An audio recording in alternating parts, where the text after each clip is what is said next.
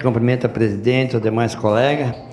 Essa proposta aí, proposta pelo vereador Zanquim, essa moção do repúdio, quero dizer que essa proposta não é só do senhor, é de diversos, milhares e milhares de gaúchos do Rio Grande do Sul, milhares de trabalhadores e milhares de pessoas que já estão passando essa dificuldade de adquirir a cesta básica.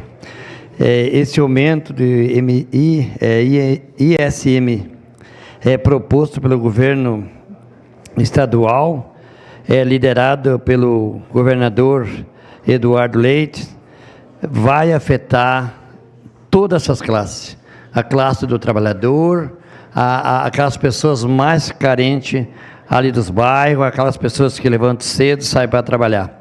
Com certeza, o trabalhador, aquela pessoa que tem os seus filhos, que tem que manter a cesta básica dentro da sua casa, a partir do dia 1º, será afetado aí a cesta básica. Mas quero pedir para o governador do estado que reveja esse aumento, use outras alternativas que possa fazer esse equilíbrio que ele está precisando, equilíbrio do Rio Grande do Sul, equilíbrio social, mas não use a cesta básica. Trabalhador, todo dia levanta, ele já sai, com vermelho de casa.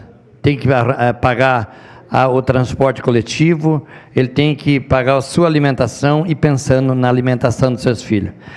Retire esse imposto embutido aí no arroz, no feijão, na farinha, no ovos.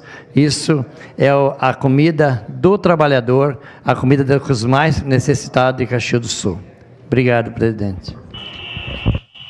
Obrigada.